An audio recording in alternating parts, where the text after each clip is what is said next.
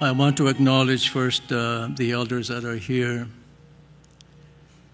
from all the different communities, and the leaders and the chiefs and the grand chiefs and the captains from our nations. I'm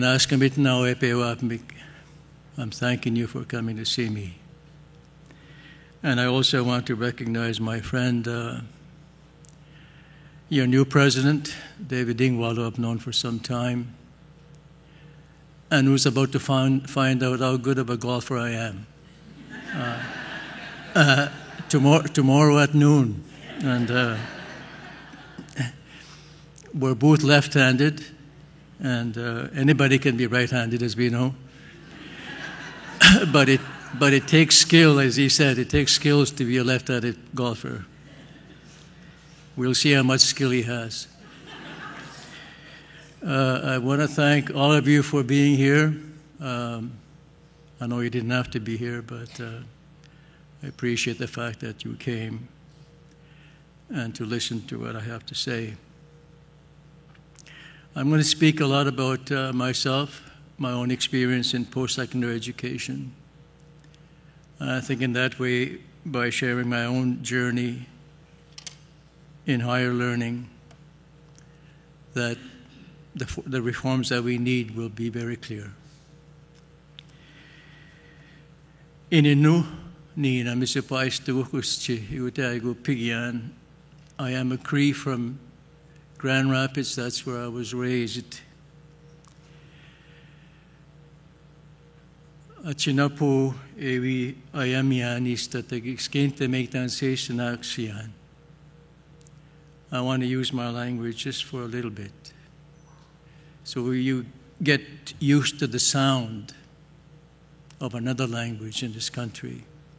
One that is not official to this country, but nonetheless still one of the beautiful languages that we have here in Canada.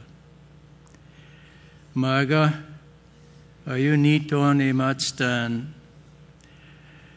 may wasana pesisian, kueski gisno magwian, tan sitasip matsian. And I want to begin by just telling you something you all know, that as children, our parents do their best to teach us good values and how to behave, not only as children, but how to become men and women, how to contribute to your people, and how to make sure that you leave space for the coming generations. I went to university at a very advanced age. I had not completed high school. I had failed grade 12. I had gone to a white town away from my community since we didn't have high school in Grand Rapids. But I had succeeded in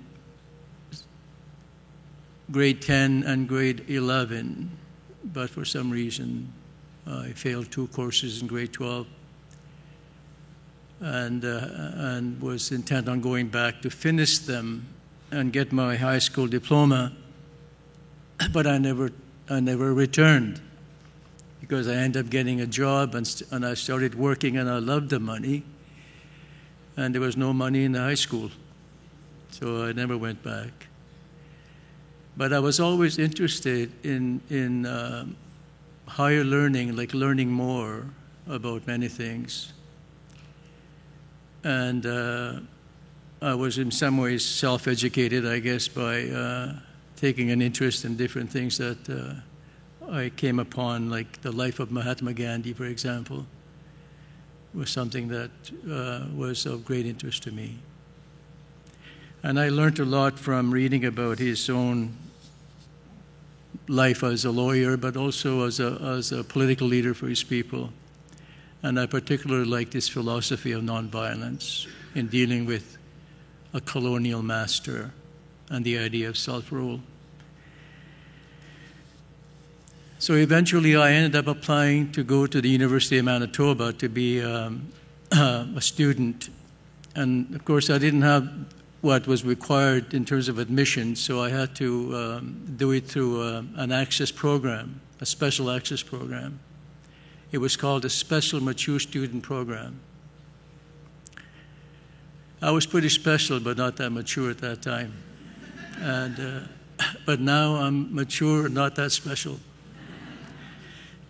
But I'm very thankful, though, to the University of Manitoba and to the government of Manitoba for making it possible to have an access program for that for people like myself who didn't have a complete high school.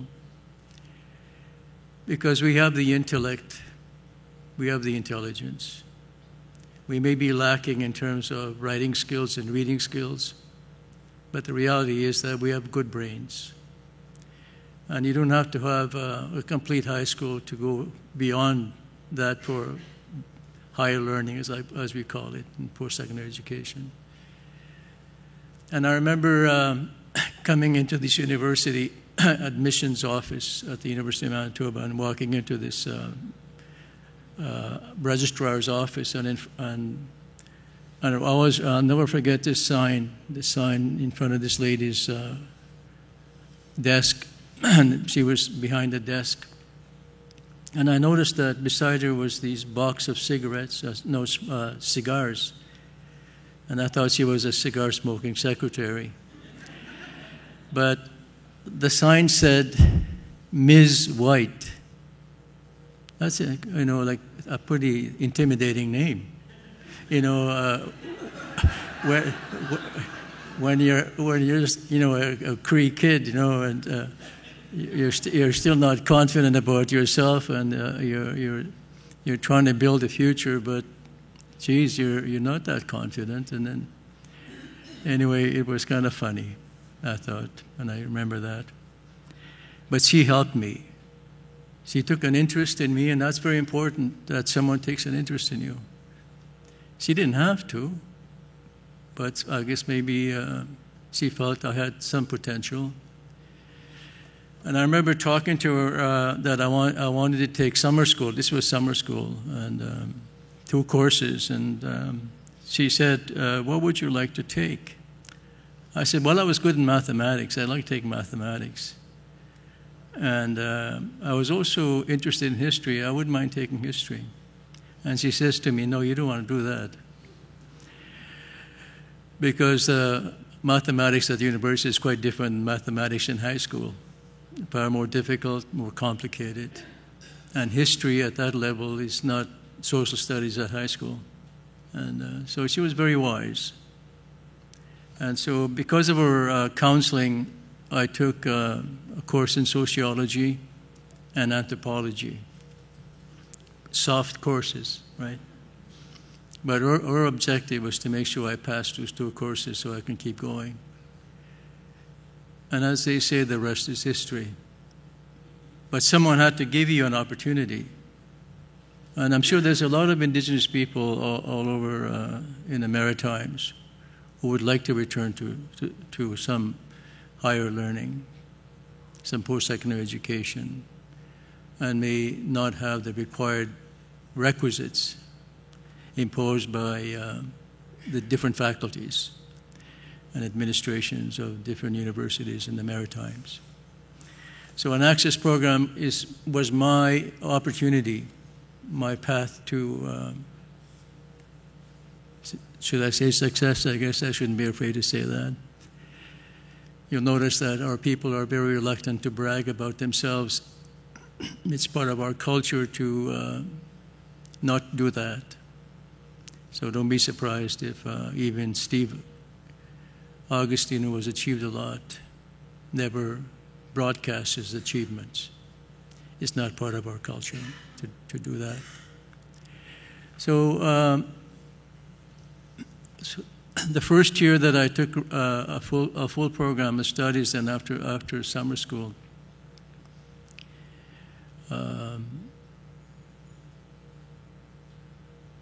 I was on the registration line with Elijah Harper. Many of you guys know Elijah Harper.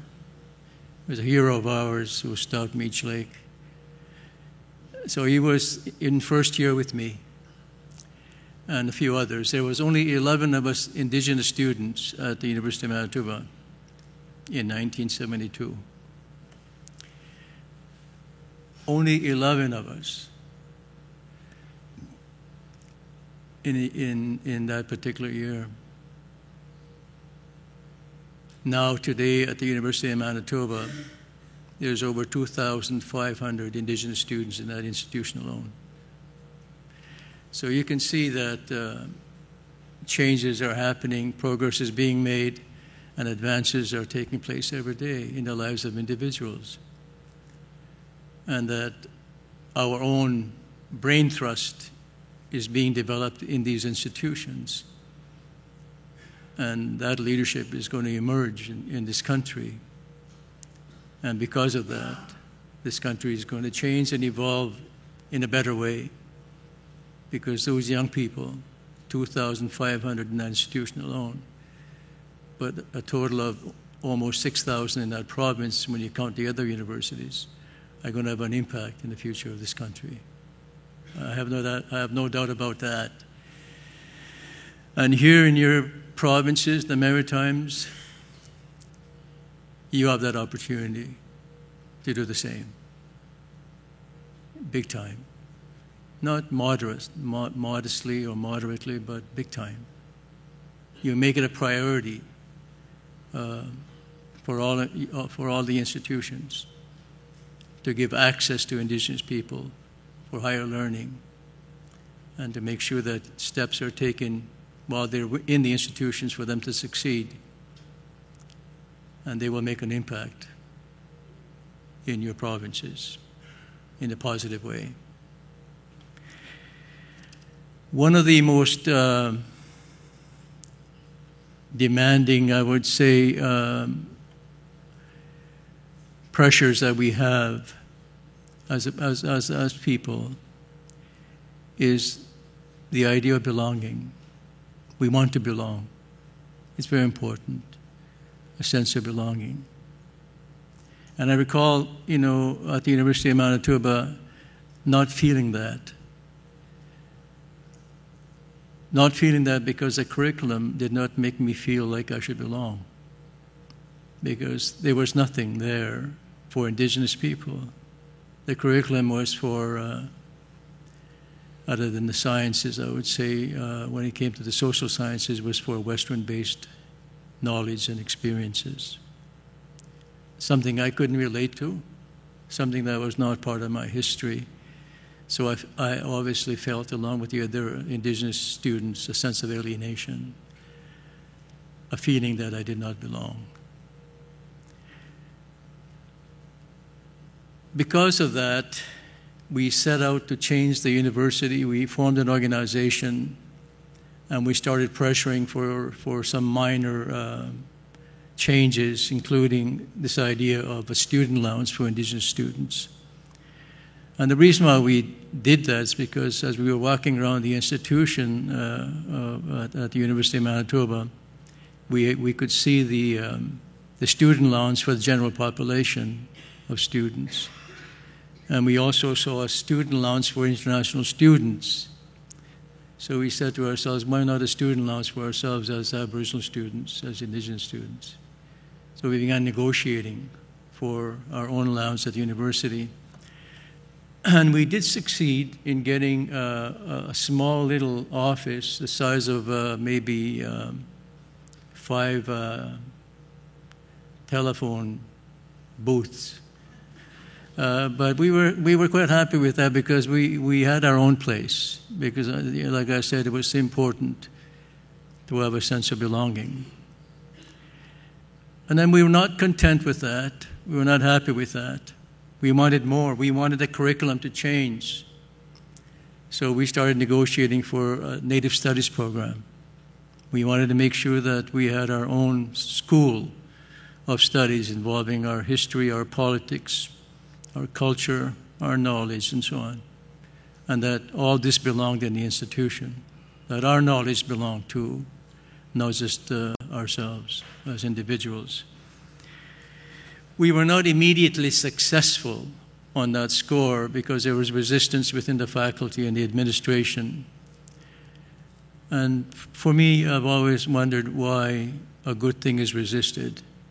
But I guess they had their reasons. And to this day, I don't accept their reasons, whatever they are. So then something happened. Sometimes God sends you something. Something happened. There was a group of students from the Department of engineering students, and at the end of the third year of their education, when they were about to graduate, they would normally have what they call a party, I guess some kind of a party, and they would do something out of the ordinary, and generally something even not acceptable in their society. But this time they decided that what they wanted to do was expose the Indians. So they wanted to expose the Indians as they understood the Indians, they thought. So they took cameras and they started going to all the different pubs in Main Street, Canada, in Main Street, Winnipeg. Started taking pictures of my people in the bars.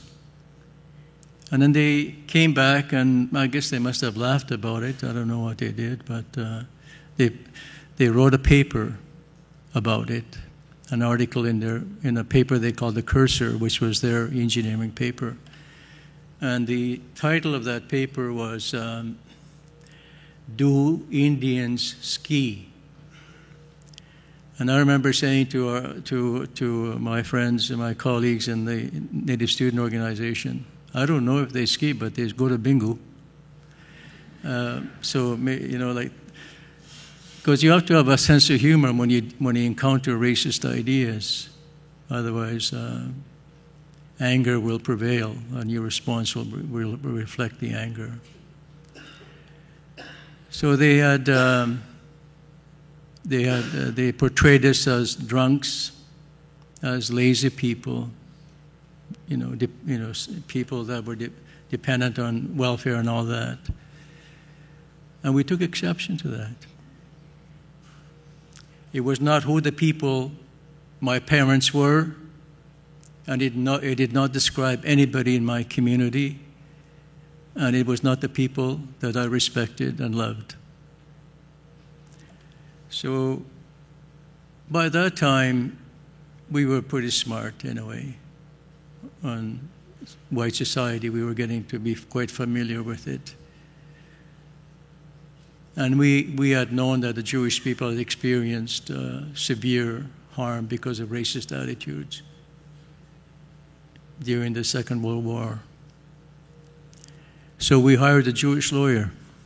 I figured a Jewish lawyer would know something about racism and would know what to do with it in terms of combating it in the legal process. And we threatened to take the university to court, including the Department of Engineering.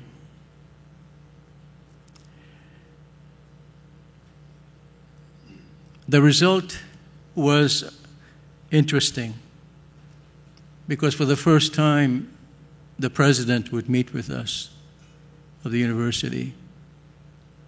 And for the first time, the Dean of Engineering would come and plead with us as students. Can you imagine? There I am as the president of the student body, and there's only 11 of us, and they have to come and talk to us about finding a solution other than going to court. So we came up with a plan. And the plan was this. We will teach these young engineers who our people are. And they will learn through research and education. They will have to find out the truth about our history, about our colonial experience. And they also have to find out about the impact of racism in our lives. So they had to redo the Cursor, their paper, and produce different articles that reflected the contributions of our people. generally to Canada, but to the world in general. So they found out that potatoes came from us, for example, right? And that tobacco was one of our sacred plants and so on. But more than that, they also had to learn about the impact of colonialism on our societies and our future as a people. So we worked with them when they were doing their research, and we would talk with them, and then we would grade them, and we would send them back and get them to redo the paper until we were content that they had learned more about our people. So there was two schools of thought within our own organization. There were some of our students wanted them expelled, but that wasn't the prevailing opinion. Most of us thought we should just teach them. And if by teaching them, they'll know not to do it again. So the result was this. We had meetings in Winnipeg with the general public. The Indigenous community came forward and supported us. It would be like your friendship centers here, coming forward to support us, to support you. And we had public meetings about the human condition of Indigenous people living in the city, particularly the people who are just migrating there into the urban centers. And we had the Dean of Engineering try to explain himself to the general population about what was going to be done, what changes will be made at the university. And we ended up having negotiations with the Senate and the President for Native Studies in Manitoba. And the end result, of course, was that, the Department of Native Studies, because the university realized that they had to do something, and that the issues that we were initially raising about our desire to belong and to be respected on our terms was important to the institution. So they had to make a public apology in the papers. There's two papers at that time in Winnipeg, the Winnipeg Free Press and the Winnipeg Tribune. So they had to be front page apologies made by the engineering students and the university. And then they had to widely distribute the new paper that they made about our people. And one of the results subsequently was the Access Program to Engineering for Indigenous students, an access program for our people to become engineers. And in the course of many years, a few decades later, the university has graduated 120 engineers from the Department of Engineering. So that's why I said that sometimes God sends you a gift, and that's the context of my statement, that God sends you a gift. Because an issue like that impacts an institution like a university requires the response of people, good people in the institution, to make the corrective measures needed to ensure the institution does not maintain a racist identity. So I wanted to share that with you in part as I carry on with my conversation with you, just so you have an idea that reforms that we seek as Indigenous people don't always have to have a shock factor behind them. That maybe if we say we need our own building, our own facility within your university for Indigenous people, then maybe we should work towards that. Because what happened in Manitoba subsequently to my departure and many years later is that the university raised capital over a period of years to build the Mi'kmaq building, Mi'kmaq, which is the Eagle Lodge. and it's a facility for Indigenous students at the university, where all student services for Indigenous students are situated, and where some instructions take place, where curriculum is developed and so on. Wouldn't that be a great achievement for your university to work together with the Mi'kmaq Confederacy, but also with the chiefs of your province, to create such a facility somewhere within your land? And that would be a great statement about belonging. It would be a great achievement about ensuring that in 10 years from now, you can say with great pride that you have graduated not 10 or 20 or 100, but thousands of Indigenous students from different fields available in university. So that's not a challenge to you, it's just an idea. Because I know it's happened in other places as well. There's a House of Learning in British Columbia, the University of British Columbia. So the University of Manitoba is not the only university that's made those gains over in the past 20 years or so.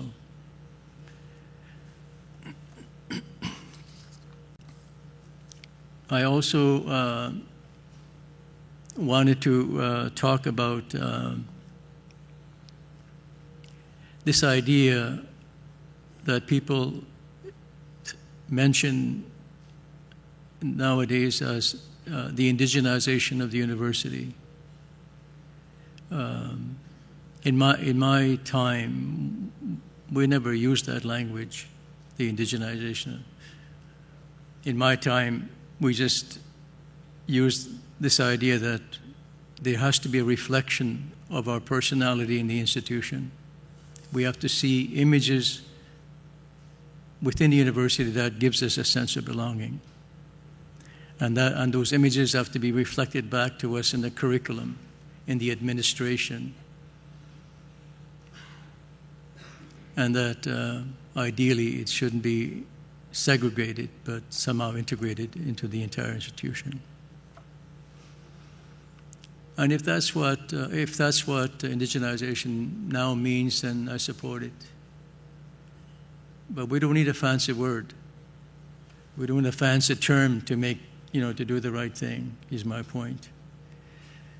And many of you, I gather, would have been educated recently about the impact of the residential schools on Indigenous people across the country, and that the Truth and Reconciliation Commission has produced a report challenging institutions like yours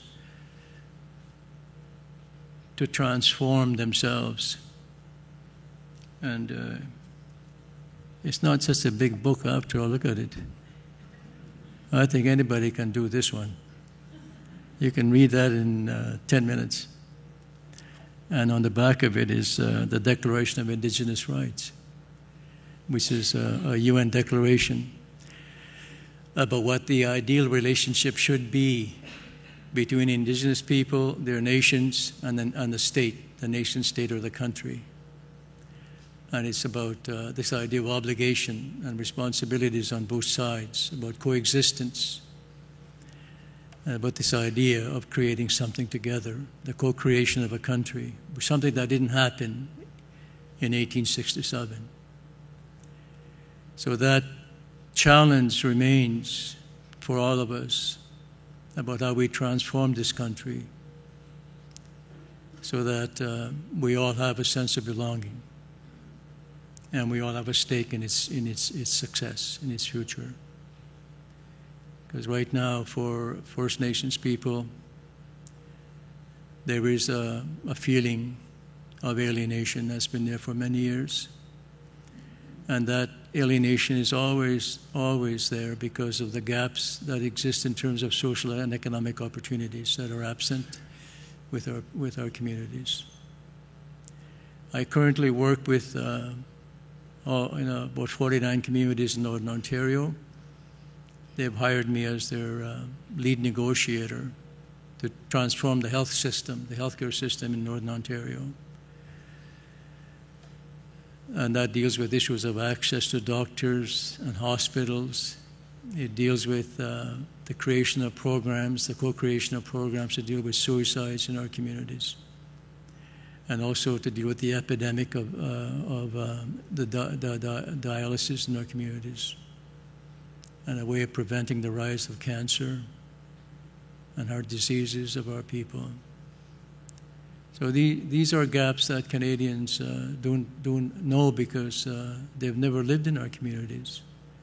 They have no idea what it means to get sick in a small community with no doctor around, or to be flown away from your community in order to get services. No Canadian should use a plane as their hospital. No Canadian should be subjected to that kind of treatment in a rich country like this one. So my mission, my job is to work with those communities and help in transforming that system. And in many ways, it's all about belonging there too. The idea, I am accepted, I am appreciated. You don't have to love me, but at least respect me. I am respected. And I am treated not any differently than how other people are treated, how Canadians are treated with respect to access to health services in this country. My friend here, your president, Mr. Dingwall, was the Minister of Health at one time, and you'll know exactly what I am talking about. Because in his time, these issues were already there, and the gaps have not been closed. So the Indigenous leaders, the chiefs and the councils throughout this country, they have a major responsibility, but they don't have the resources, they don't have the fiscal resources that are needed to address those responsibilities. And I know Canadians think that sometimes we get something for nothing, that we get too much and all that. But live in our community for a while, you'll think very different. And you'll become one of the champions for us, for equity and for equal access to services that are available in Canada. And you might even agree with us that certain things should be free in this country. Education should be free for all Canadians. They do that in Costa Rica, why can't we do it in this country? And we all know that when it comes to healthcare, that's a public responsibility of the Crown. And they do things for us, but not enough. Pharmacare should be free for Canadians. And if these services were available to everybody, I think it would go a long ways to eliminating the idea that I'm getting something that you're not getting, or you're getting something that I'm not getting. And that's the advantage of universal services by our public governments.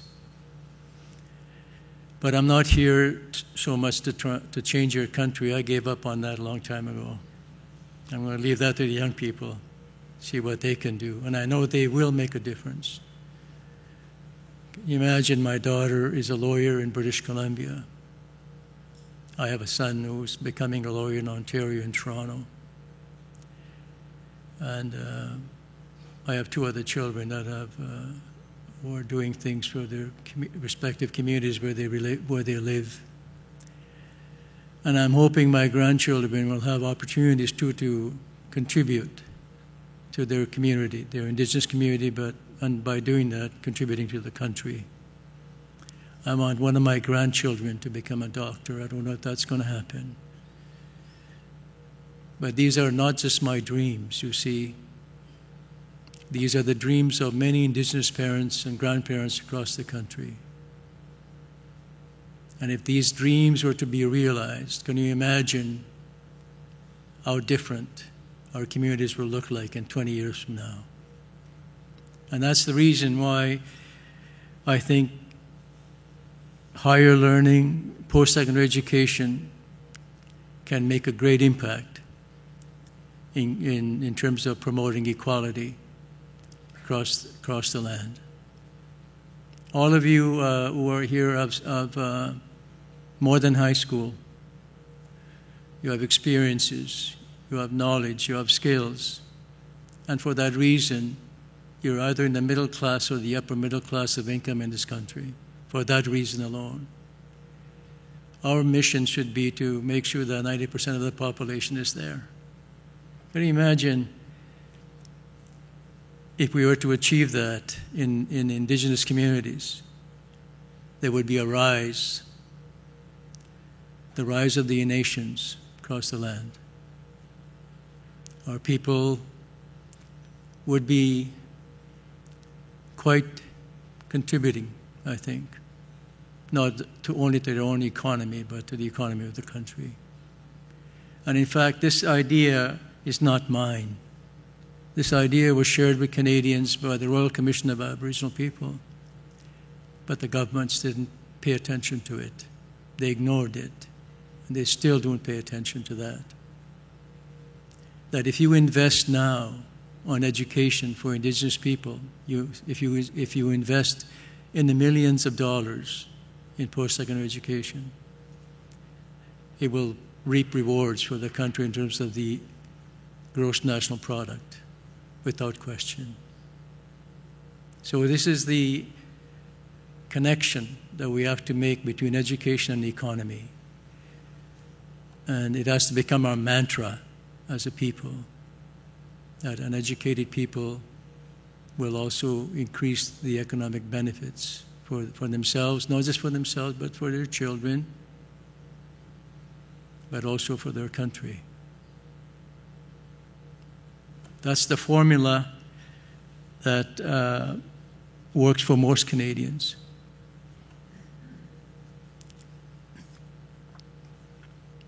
And besides, I need money to golf. And if I don't have an education and if I don't have a good job, I'm not going to be able to afford that expensive game.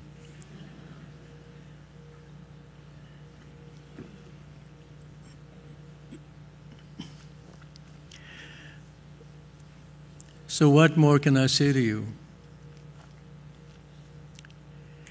I wanted to share something about myself with you, about my own doubts as a person, my own self-doubts about my abilities and my capacity to achieve my goals. And one day, living in Grand Rapids, I applied for a job with Social Services Manitoba, and the regional director's office was in Nepal, Manitoba, and they were looking for an assistant to a community development officer. And at that time, I was already involved in community organization. I was already helping my people fight City Hall, as they say, and I was sort of steeped in the learning of Saul Alinsky and political activists like that. So I applied for this job thinking, I'm qualified for this position. And I sent in a letter that I drafted myself as to why I wanted that position. I was interviewed. I didn't get the position. I didn't get the job. And my friend who had been encouraging me to apply was the community development officer. He was from the Maritimes. And he said to me afterwards, he said, you know what, that regional director, Paul accused me of writing that letter for you. So you can see, like I was probably 18 or 19 years old then. And people doubted my ability to write a good letter. That's when I decided, you see, that if other people have doubts about me, I better not have any doubts about myself.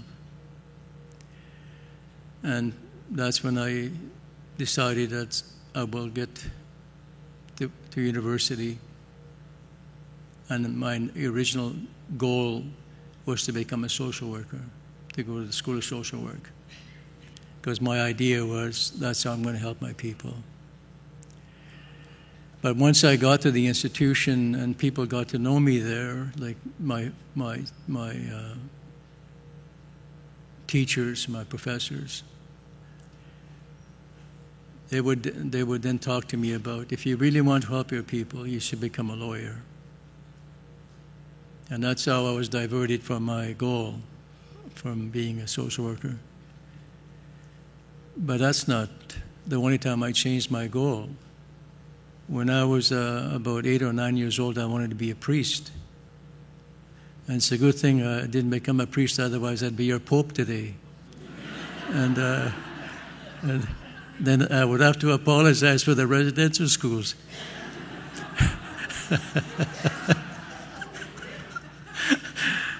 So my point is this. It's okay to change your mind about your goals. Like maybe originally you want to be a teacher, but in the end you might become an engineer, and so on. But right now, for many Indigenous students, they don't even have that option. So we have to create that option for them so they can make choices, that they can change their mind, and they can succeed in their ultimate decision to become someone or something in their community or in their society or in the country. In Manitoba, one of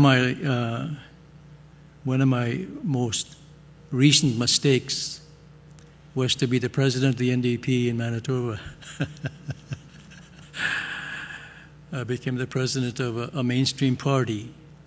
And I had made a promise to myself that I would never serve two masters, that I would be true to my canoe or my camp. But I said, okay, I'll try it once. It was an experience for sure to be the president of a mainstream party. And we may see in Manitoba the first Aboriginal person as the premier of the province. We may see that. But there's no reason why we can't see that in the Maritimes. Because over the years, I have modified my views many times about this idea of my camp and your camp.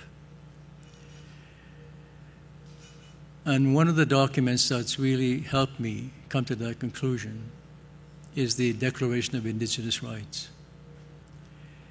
For me, it is the blueprint for coexistence between Indigenous nations and Canada. It's really about not only the self-determination of my people, but it's also about the acceptance by Canada of that self-determination of my people. And it's not about segregation or separate and apart. It's not about secession from Canada like what we heard from Quebec.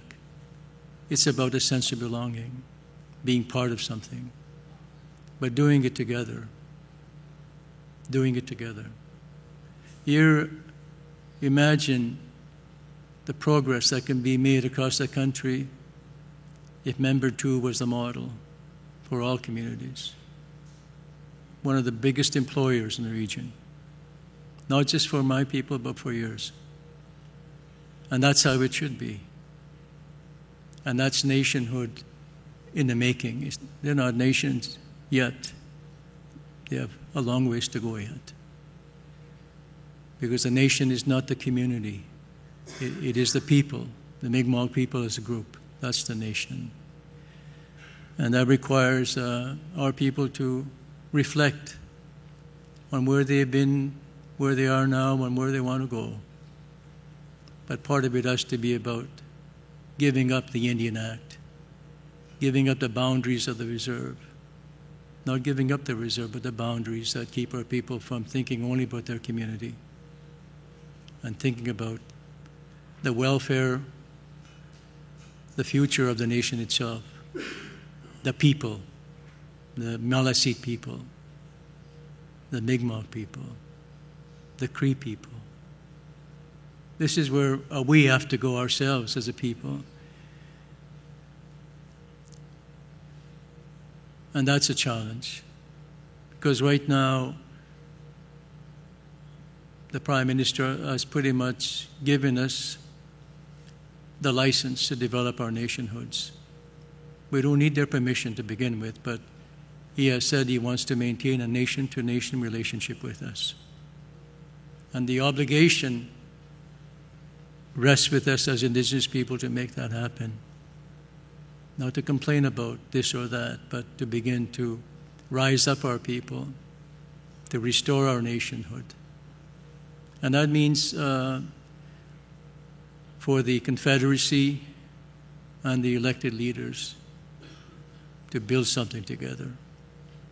And I remember being invited when I was National Chief to the Haida Nation, and they were having a political struggle between the elected leadership and the Haida hereditary chiefs.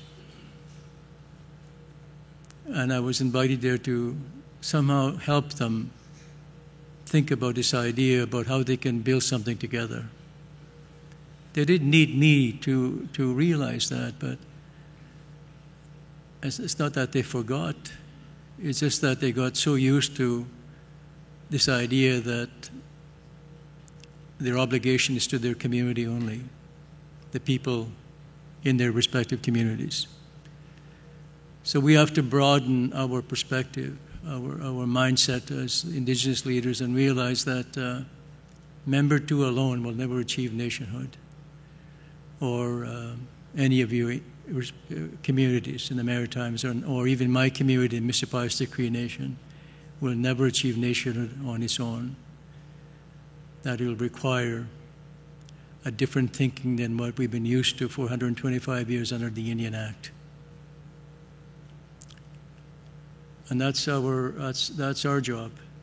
And it'll be something, our legacy that we leave behind for our grandkids, so they can say, "Ininu nina misipaistukuchi maga nahewi nina."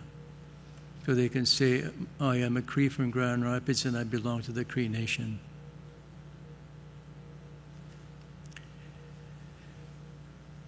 So Canadians, you have your country, and we want to restore our nations.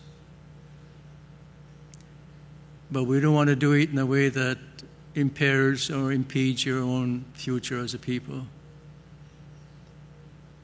But it will require, on your side, some reflection about how we have been dispossessed of our lands and our resources. And that it will require some tough decisions by our governments to return those lands and resources to us, not necessarily all of them, in order for us to be able to create our own economies that are needed to create jobs for our people and to hire other people to work with us in different fields. We shouldn't have to have casinos to make money. Besides, everybody loses there anyway, except the owners of the casinos. We should have a very broad economic base.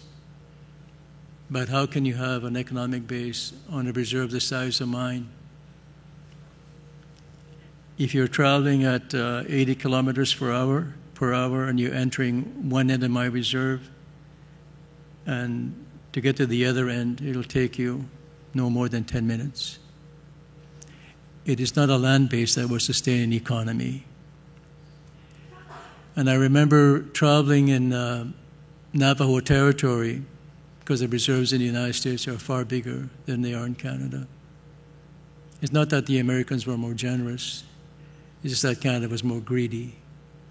And what happened to us here should never have happened, but it did. Now we have to do something about it. And I remember driving, it took me a whole day to drive across Navajo territory at 100 kilometers per hour. That's why they have an economy.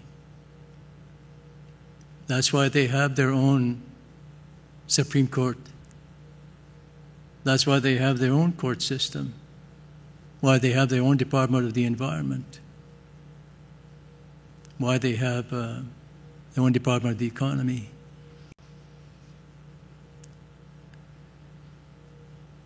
Because they have the land to do it and the economic base to achieve an economy for themselves.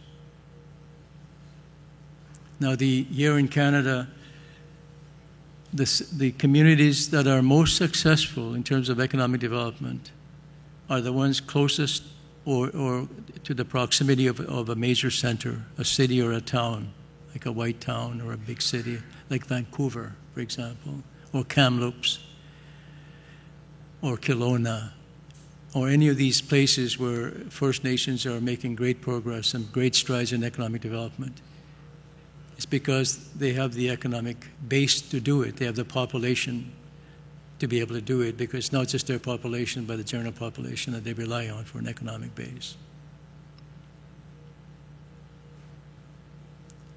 So shop in Indigenous communities. Don't just go to Walmart. If you see an Indigenous business, go support it. You have no idea how much advantage that would give to the local economy of these communities. Now, I've been standing here watching that spot of light ahead of me over there, and I think my eyes are turning brown to blue.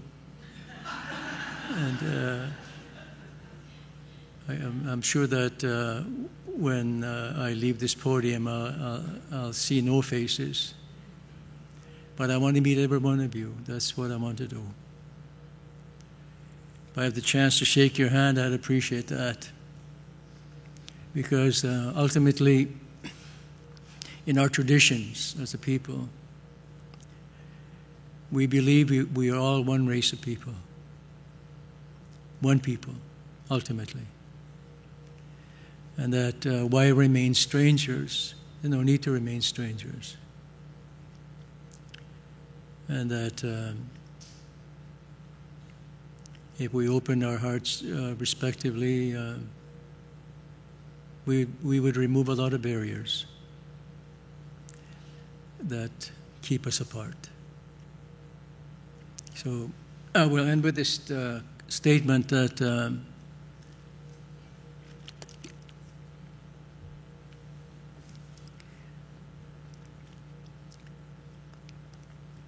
every one of us here in this room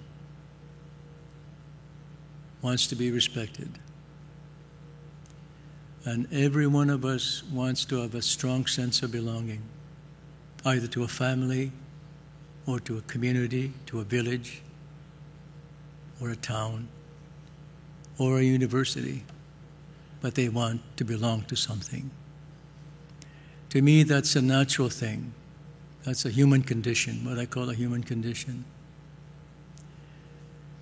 And that is a natural call for us to create bonds together, the sense of belonging. With that, I thank you for your time.